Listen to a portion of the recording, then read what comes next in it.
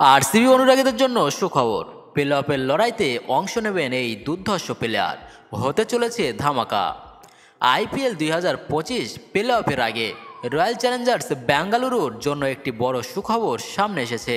এই প্রসঙ্গে প্রাপ্ত তথ্য অনুযায়ী জানা গিয়েছে যে জস হ্যাজেলউড বোলিং অনুশীলন শুরু করেছেন, পাশাপাশি তিনি শীঘ্রই আরসিবি দলে যোগ দিতে পারেন।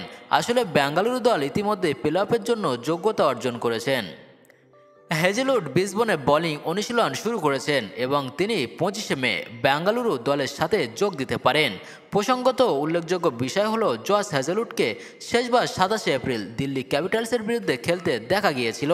এরপর তিনি কাঁধে ব্যথার বিষয়টি সামনে আনেন, যার কারণে তিনি গত 3রা মে চেন্নাই সুপার কিংসের বিরুদ্ধে ম্যাচটি খেলতে পারেননি। তবে হ্যাজেলউডের বোলিং অনুশীলন পুনরায় শুরু করার বিষয়টাকে তার শীঘ্রই ক্রিকেট মাঠে ফেরার ইঙ্গিত হিসেবে দেখা হচ্ছে। জানিয়ে রাখি যে জস হ্যাজেলউড বর্তমানে অস্ট্রেলিয়ায় আছেন এবং প্লে অফের আগে আরসিবির এখনও 2টি ম্যাচ বাকি আছে। আগামী 23শে মে সানরাইজার্স হায়দ্রাবাদের সাথে এবং 27শে মে লখনৌ সুপার জায়ান্টের সাথে তাদের ম্যাচ খেলতে হবে।